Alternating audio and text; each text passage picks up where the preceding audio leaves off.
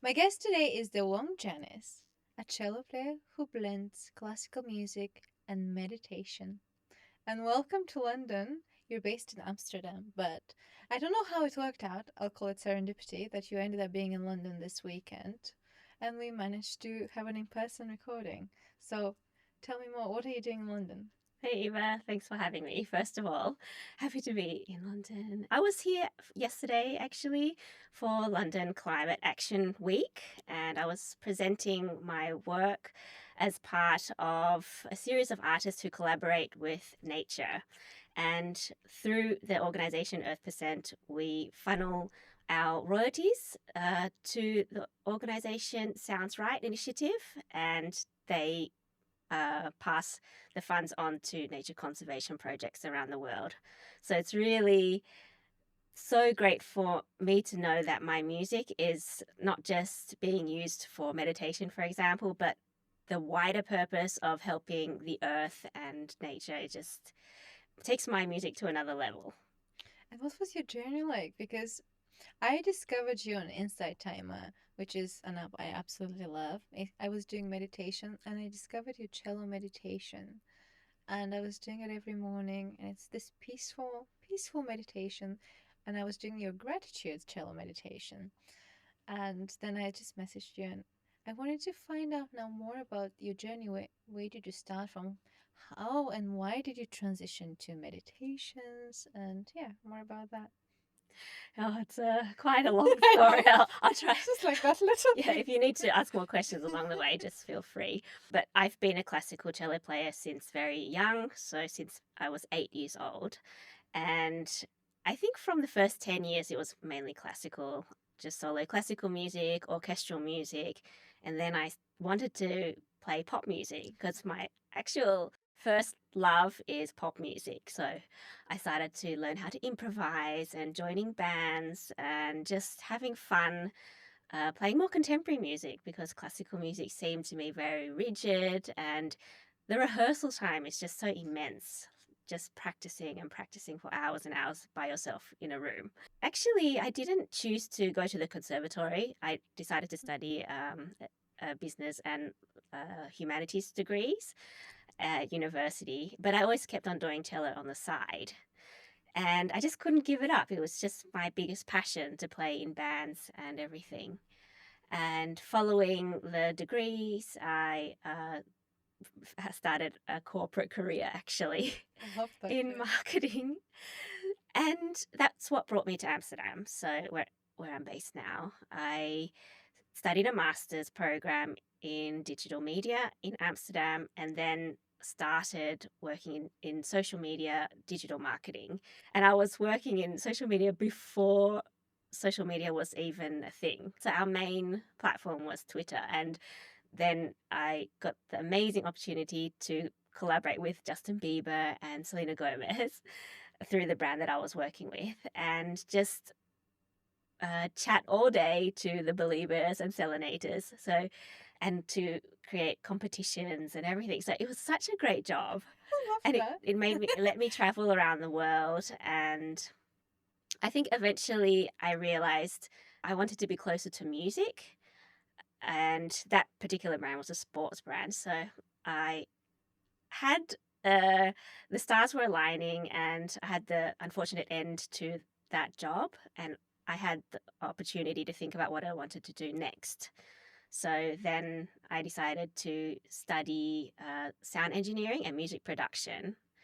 And my dream was to become a music producer and to make music for advertisements. But in the end, I just had to follow, I think, what I've been called to do, and that was to make cello music. And I think during the time of the transition, when I was transitioning out of the job, it was also a very difficult part of my life. Also, my relationship was also breaking down. So I found meditation as a way to get through these difficult times. And so after I finished the course and the paths of a music producer didn't really work out for me, I just decided I wanted to make solo cello music for meditation. And that's how I decided to combine it. I just thought about something that we talked about before, because you've had so many transitions and it's wonderful, because it is super inspiring though, because sometimes you might start something and you think you have to continue in that field and that's it. You can't have other things. And I wanted to talk about the process of creating your life design. It's something we talked about previously, because you've had such a wonderful, rich journey with so many different paths and experiences. So, what was that? How did you navigate your inner voice and your intuition? How did you become acquainted with that to see like where you want to go next and what path to trust and which one to say goodbye to?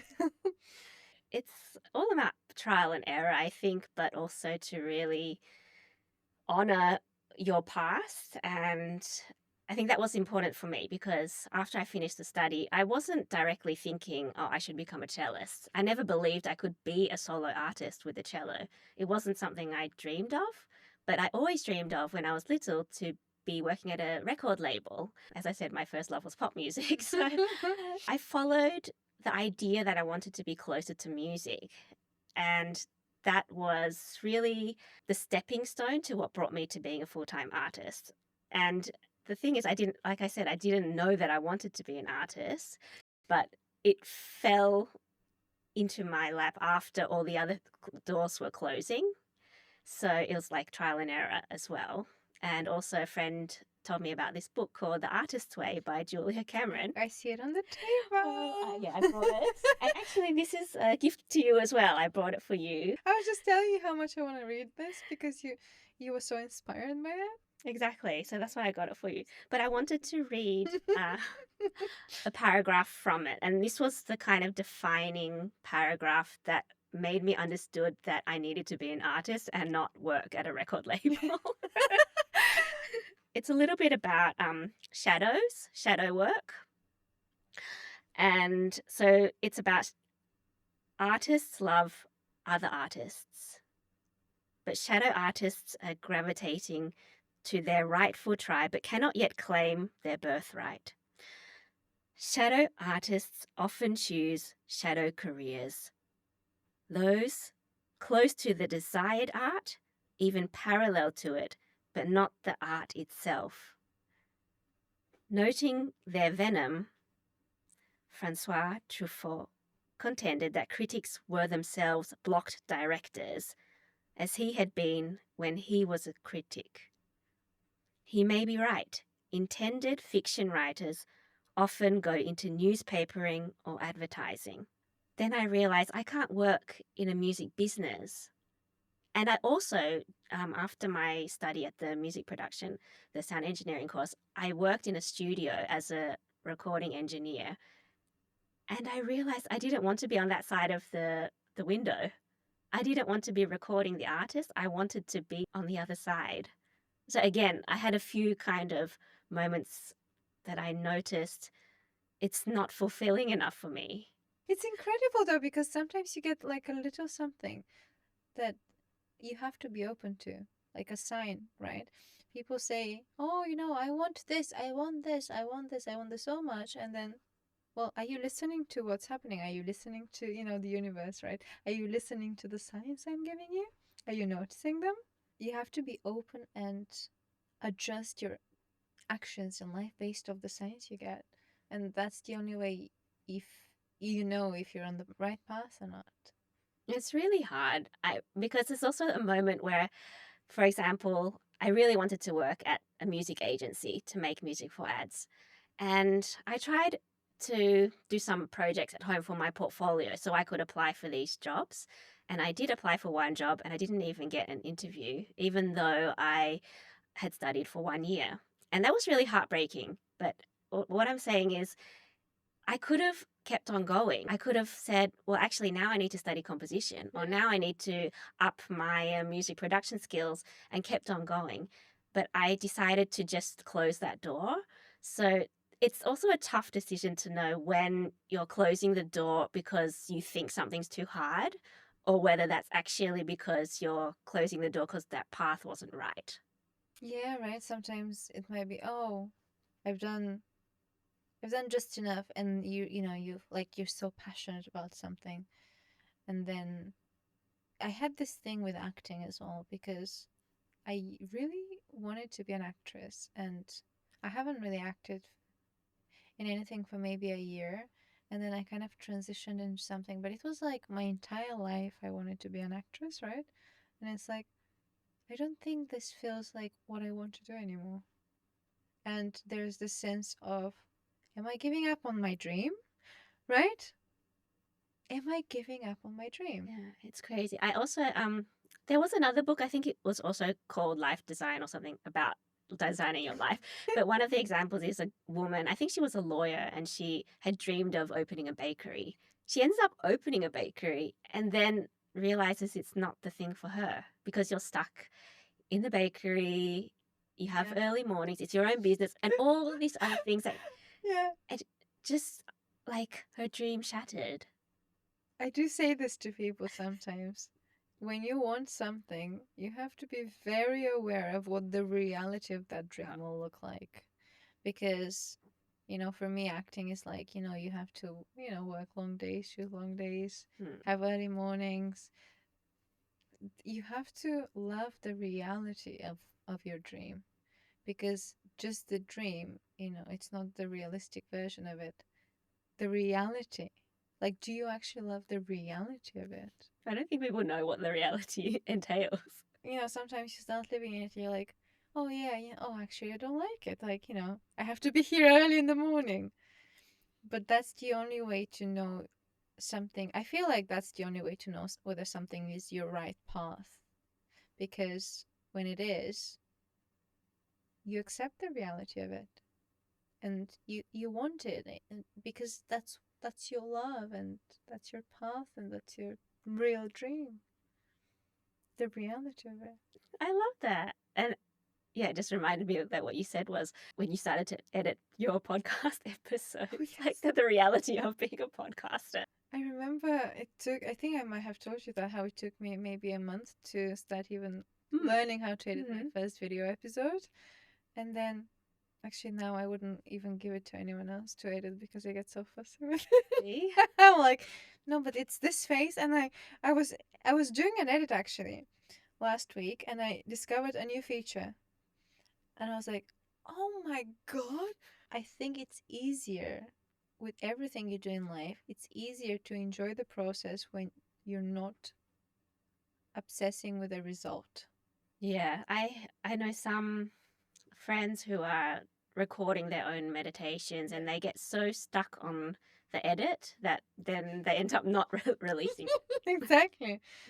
That's the thing. If you're focusing on like something you want as a result, like a future version of what your dream will look like, or even what the episode in your head should look like, that's not, it's never gonna work out for you because the reality of it, right? The reality of it is different.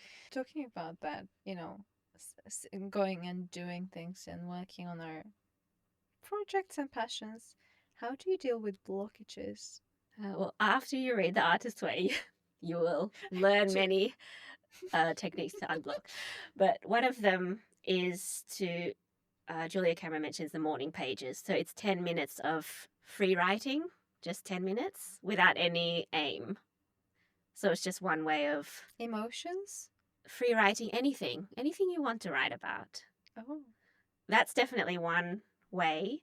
When I'm personally blocked in my music, if I can't seem to come up with a new concept, I like the concept of playing around. So, I love that. 4 years ago, when I was looking for a new way to compose my music, I bought a new looping machine and I didn't really know how to use it. It wasn't like the other looping machine that I had.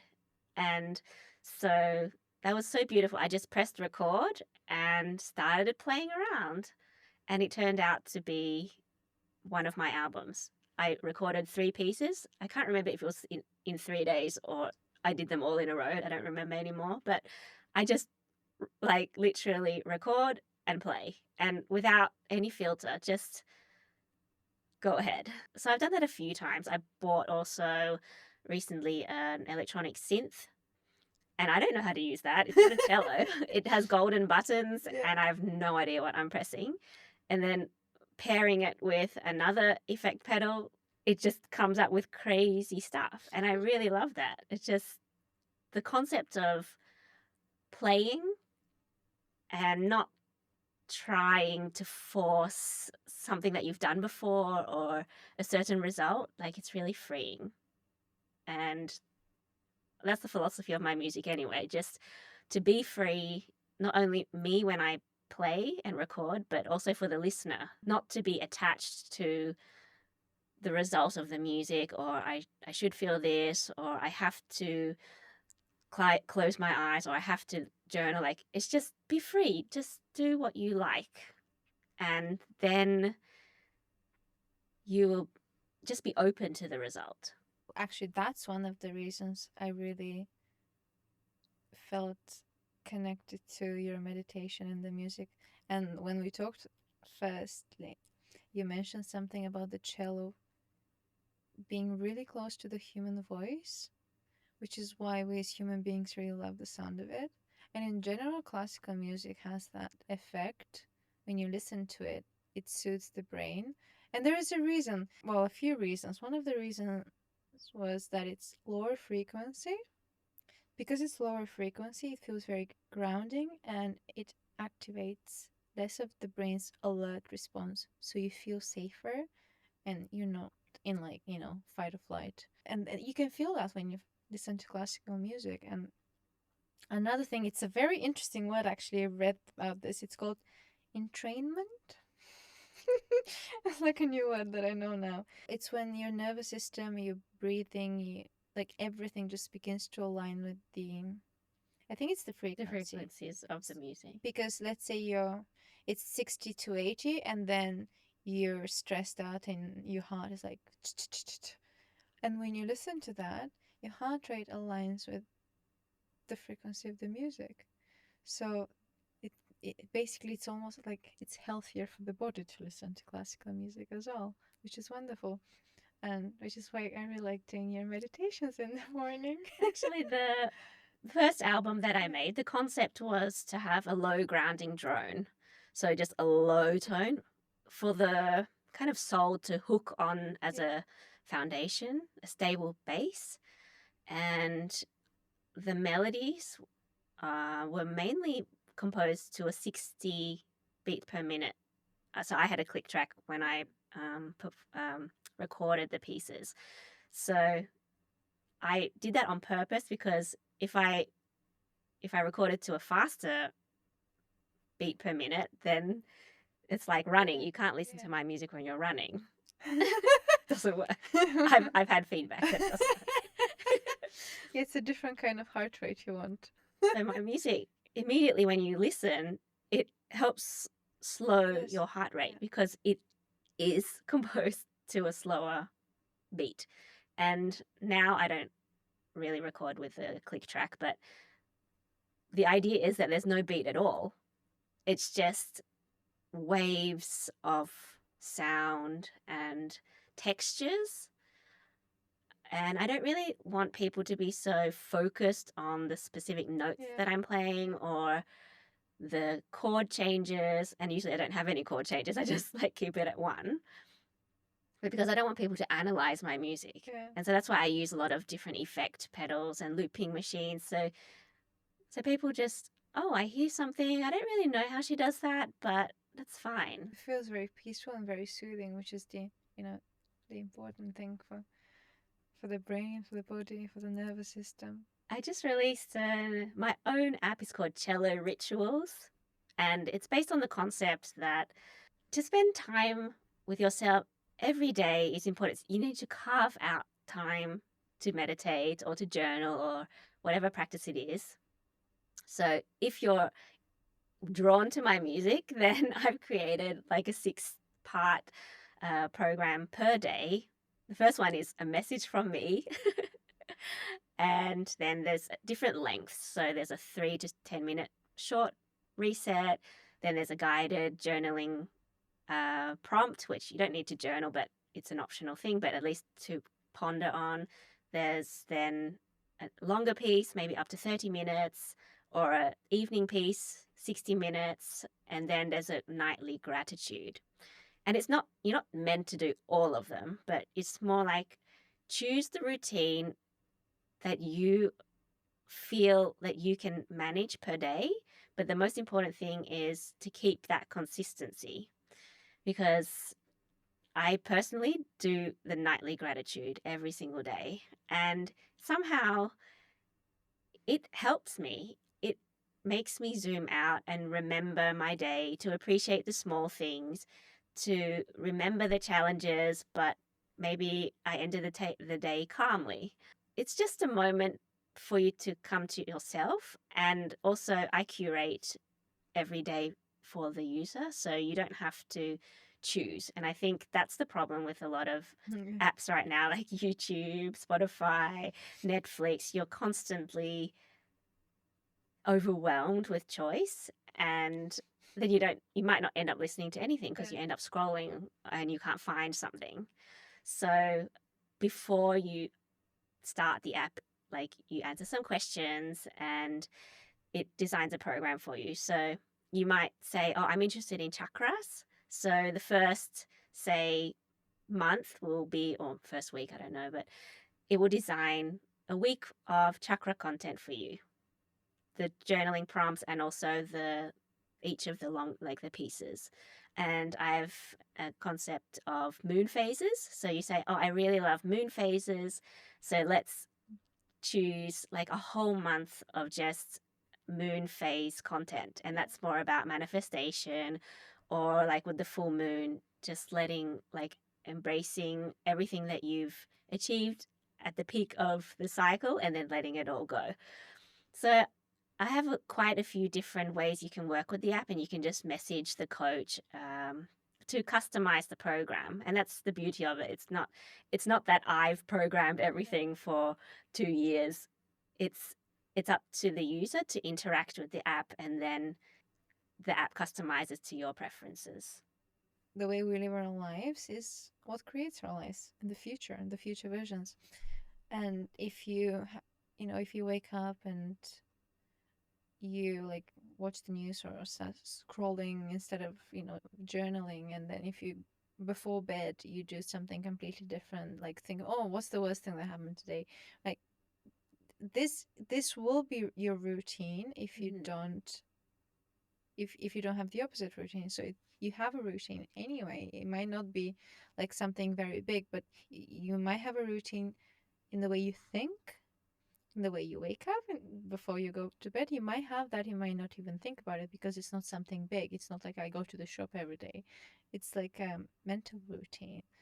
And it's very important to be aware of what we tell ourselves, how we speak to ourselves, what we what we ingest every morning before, first thing when Yeah, you it's like, when do you you want wake to up. read the news? Is that the first thing you want to read in the morning, or the last thing you want to read at night? Yeah, or see a social media post or Mm. anything like that, rather than, like I notice if I wake up and I'm just looking outside, doesn't even matter what's outside. It's more so you're focusing on the present moment, right? And you're just there rather than immediately going somewhere else and not being present with yourself anymore. And you mentioned something here, the process of, manifesting and visualization, which is something I really wanted to talk about with you because we had this wonderful conversation before. Let's talk about visualization. How do you visualize? And I'm gonna start here because when we talked on the phone, I was saying how, visualization for me, and from the thing that really aligns when I hear it, right? Because I think different things work for different people, was to actually, see yourself in that version of you that you want to be and feel the emotions. And I think I was telling you when we talked about that, you have to do it to an extent that feels plausible, right? So let's say you want to get married. if you imagine your wedding, that might be a bit much. Like, might not be, might be. So you have to create that moment that feels 100% reasonable and plausible. So I think I was telling you, I wasn't really washing dishes. It's not like I was washing dishes. I don't really cook. I don't really use the kitchen. But kitchen is like my favorite space in the house. So every time I do a visualization of a moment in the future, of like a specific scenario, it will be in this beautiful kitchen. And it's because I don't know. For someone who doesn't cook, I don't know why, but kitchen, it's like my favorite thing. And I might be like washing a mug. I'm not really washing dishes, but I'm there in the kitchen, and it's feels plausible. And I'm a very visual person, so I'll see myself in my body from that. And sometimes it will get a bit crazy almost because I'll feel like I'm there and almost like, oh, but I'm there, but also here. It's, it can get like quite, um, because when you believe that moment that your visualization, you feel the feelings. And yeah, so for me, that's visualization that works rather than, like I want this, but I don't really feel.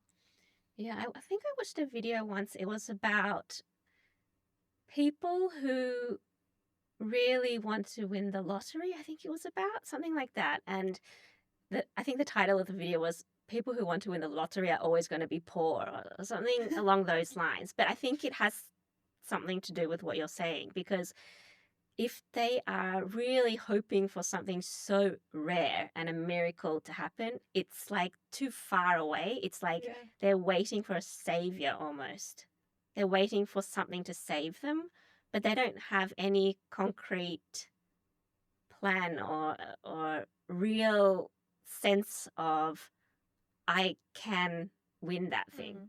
They want it. Of course they want it. That's We all want things. we all want that, but Yeah. like you said, it's not it's not that plausible.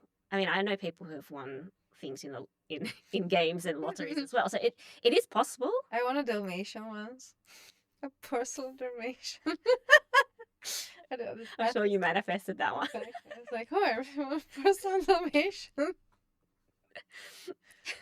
It's about making steps. I think that's the most important Yeah. thing. No matter what the goal is, even if it's totally not plausible in your current present life, it's about making steps towards that thing. And that's something that I talk about all the time in my work and in my life as well. For example, my dream was to have an music studio in an attic space in Amsterdam, because there are so many beautiful attic spaces in in Amsterdam, just the old houses and everything. And I even started to collect pictures from the real estate app, just collecting. It's like a it's Yeah, it's like a it's a vision vision vision board. board. So just collecting, just collecting. I always had that on the prize, like money on the prize. And every new moon, I would write that as well. I mean, it didn't come overnight, but I still have the diary entry where I wrote that I wanted an attic space for my music studio. And a few years, like many years, like many years later, well, finally I have that like dream music studio in the attic. I love that. And also, that's the thing. I don't think we necessarily know what the best path for us is. I'm only saying this because you said it didn't happen immediately. No. Because I don't think it's always supposed to happen immediately. Like we have our journey we have to go on, and the problem is we want something, or we think we want something, but we need to go through different experiences, different transformations until that becomes possible, right? So, and also that's the whole point, the process, right? Changing, living life, which is why also being in the present is so important, because we can't just want something and be like, I'll only be happy. Oh, that's another very interesting thing. You can't just say I'll only be happy then, because then first of all you'll never be happy, I saw this post on Instagram from someone I follow because I guess she reached the point where she'd reached a point of success where it's like, but why am I not happy then? Because you work so much, right? There's so much work involved. There's so much of everything. And then you get to that stage, which you thought would be the ending point, maybe. And then you're like, but I feel a bit weird now because I've accomplished this thing and I don't know what's next. And I feel a bit like deflated because there's no end point. And we love having an end point, right? Actually, there isn't one. It's all the process. So sometimes, even myself, I've had to become so comfortable, not so uncomfortable, with things just changing and shifting and changing shape, and because you just don't know. Like you have to have so much trust. This year, 2026, has all been about transformations, letting go of things, like never before in my life. That's amazing because then you create a clean slate almost to receive anything else that's coming on your path. Clean slate is a painful thing, right? Because you have to kill everything that was there before for that clean slate to be there. To wash away the past. Exactly, right? It's liberating, I guess, Yeah. in the positive sense. When you let go of things, which is difficult. Of course. But you've had so many transformations as well, right? How do you let go of things? How do you deal with change? I'm a person who can loop for years and years and not really let go. So it's a difficult question for me. I think, yeah, I think what you're saying is that there is distrust. And so even if it's scary, like the most difficult choices in my life have been very scary because you have to let go and choose a new direction. But I think my sense of uh, will to get to that next stage is so big that I will go through anything to get there. And it's super painful, but so rewarding because you don't get stuck in that old thing. Yeah. Also in terms of relationship or work or every single thing, it relates to every single thing. You can't experience the new thing if you haven't like let go of the other thing. Oh, and I think it was another book. Or was it this book? But basically, it was saying exactly that. You have to cut ties with the old thing. Otherwise, if you still have it as a fallback, you're never going to. So there's this thing about fallback that it Mm. works for some people. It doesn't work for me. It's never worked for me. So I used to work in retail for 4.5 years, and it was the safety net. I was so comfortable, and comfort is not a good thing. And I was like, I want to, try to do a bit of acting or modeling. At the time, I wanted to do modeling as a way to get into acting easier, which I thought, just it was my process of thinking. And then I wasn't getting anywhere, nothing was happening. Then at one point, I said, I don't know, I have this feeling that while I'm having this safe job, I'm not gonna get any opportunities. And I'd get a casting, and then I have to take time off work, and it wasn't working out. I remember this one time my friend was like, "No, you can't. You have to come to work," and it was just so dramatic, right?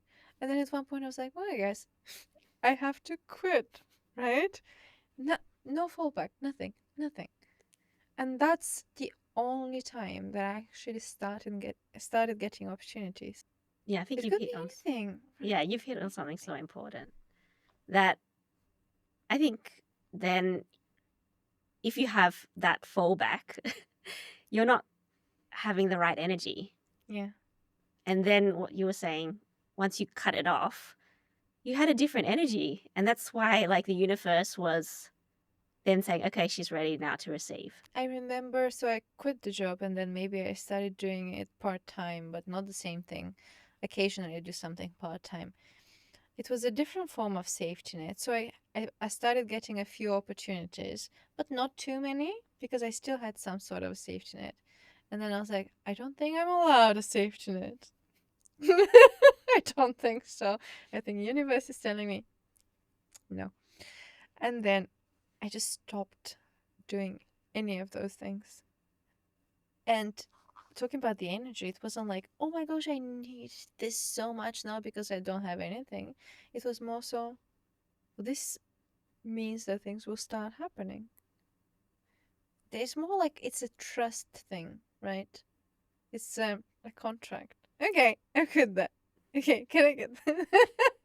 But and it's the only way things happen for me when I just no safety net. I know some people the way their mindset and their belief system works, they can't operate without a safety net. I don't know. It just doesn't work for me. I think there is something about closing doors. It's not possible for everybody, of course. I mean, there's Yeah. also the financial question. Like, if you haven't made a buffer for yourself, then you can't Yeah. just like drop everything. So, obviously, it changes per circumstance.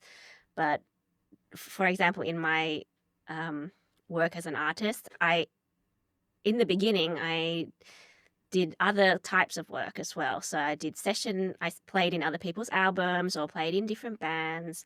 I did commissioned works and other types of collaborations. But a few years on, I was like, I want to focus 100% on my solo music because I need the most time that I can get. And so I just started to say no to things. Mm, No, no, no, no. And every year I was dropping another type of mm, income to then just focus 100% on my own thing. And it's not the case that suddenly I had like income pouring in from my solo music, but the fact is I don't regret giving myself that full Opportunity. opportunity to just focus on that. Like I don't need to, like what you said, it was like desperation of like, oh, I'm losing that income, or I'm like, I need to trust. And that's why I've been building my own platform and releasing the app, because it's something that I always knew that was on my path from a few Yeah. years ago. But I had a few different stop and start moments because it wasn't the right platform. Um, I invested in a coaching program, which I actually stopped. I didn't think it was the right one for me. I invested in another like a platform to release my courses, and I didn't launch it. So it's been tough, but I believe that the platform, like owning a platform, is for me like one extra income path for me, and that was really important for me to go for it. We mentioned a few things there, and in general, in terms of the conversation, and something we talked about before that I'd love to go into a bit deeper, the new wave of spirituality. Because, we were talking about, visualizing, manifesting, like, safety nets, etc. I feel like everyone at the moment, and it's a wonderful thing, everyone at the moment, people so aware of the concept of growth, changing. It's everywhere you look. Or is it just because we're in that, like, surrounding circle? I don't know. But I feel even, on social media, it's happening a lot, and it's a wonderful thing. And I feel like one of the reasons it's happening, that people so awake, is because there's a lot of information, and also you're seeing other people's lives, and you're finding out, when someone has an insight, they immediately share it with the world, and then you find out about that. So then you see that way of living, you see the possibility of that. There's just so much openness right now. It has a positive and a negative connotation to that. Definitely. I think the problem, yeah, like you said, there's so much access to other people's lives, and that I think has made a lot of people, it's a bit of like a FOMO, or thinking, okay, there's a bit of unrest. Mm. Like, I could be married and have my children and live a stable life, but then suddenly I'm looking at other people's lives and think, oh, but that's not enough what I have. And then there's all these like the new wave of digital nomads or or Yeah. things like that. So people are like, oh, I think I want to move to Bali as well. Like there's just so many different paths out there. I think then because everyone is showing their path, then it creates a lot of unrest in us, Yeah. and then we go on this path ourselves to find our path. And that's why there's so many, courses sold and coaches and everyone's like, I tried this course and I'm doing this course to discover myself and this other thing and da da da da da da. And someone, you know, a friend of mine as well, she was trying different people. It's like people want to be so aware at the moment of their own, of their own inner world and of their own machinery in a way because it's a fascinating concept. And I started on this journey like years ago, but only recently did I get a sense of agency, which is crazy, right? Bearing in mind I'm 35 years old. Only about a year ago, I started being comfortable with the concept that I have power over my own life. Crazy. It's a bit late in life. No, not at all. I think our parents' generation, they didn't have choices like we do now. Or maybe, like I was telling you in our call, it's maybe fake choices Yeah. because, and what you said at the start of this recording, there's yeah, there's just a lot of opportunity, but there's also the reality of it as well. So, although we can go and be a life coach, like, is that so easy to just So find does clients? Or everyone need to be a life coach? Does everyone need to be this one thing or this other thing? And yeah, there's actually that's one of the things about coaching is that it it kind of you might be selling a course how to become a coach or so it's kind of in the mathematics of it or in the DNA of it. So I guess what I'm trying to figure out now it's how to navigate this world of you know how to better yourself and do this and do that because people mostly talk about the end of their journey and then which again it's not a realistic thing because the journey doesn't ever end. So like you're always in a process of something. What the word is yeah, you're permanently in the process of growing and expanding and changing and experiencing life and experiencing things that happen to you. there's this whole wave of, like we said, courses and courses, but it's actually only selling the dream. Yeah, It's just people selling the dream, and then, of course, they buy the course, but it's not that they are able to replicate that actual dream. I did this thing the other day. It was a workshop, and again, it was like buy my course, and this is the discount for these 24 hours, and da da da da da da da. I'm just like, it, it just does not feel authentic to me.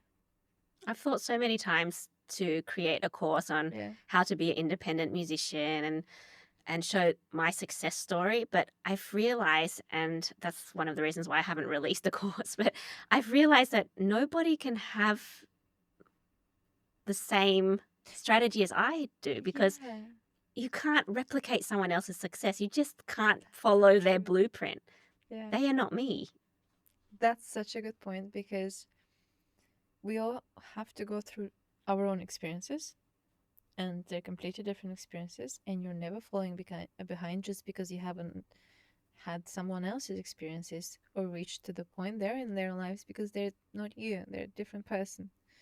So this whole comparison thing which we do right now so much, it's so unhealthy. And sometimes they say like but there's positive comparison which is lovely because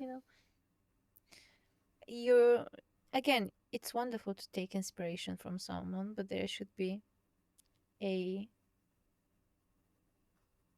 differentiation, because taking inspiration and wanting to blueprint someone's life, it's not the same thing. Exactly. And everyone has such different skill sets. For example, I know a friend of mine got really big, first of all on Instagram and then TikTok, 2 million followers now. And I know how she got there, especially on Instagram. It was daily reels, it was music content. She didn't speak. And they were just so beautiful. She was out in nature. And I was like, this is what I have to do. So I went out to nature, but then I realized like recording outside, it takes a lot of different logistical effort, Yeah. like thinking about where, bringing the recording equipment. I even had my parents come with me, like in one recording session, bless them, and realizing I'm not able to pump out daily reels.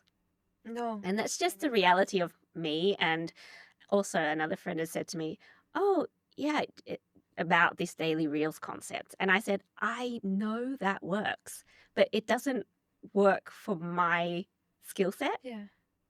I know it works because I've seen the proof, Yeah. but I just can't." Like, There's so much of that, What feels authentic for me is exactly what I'm doing right now with you, recording this.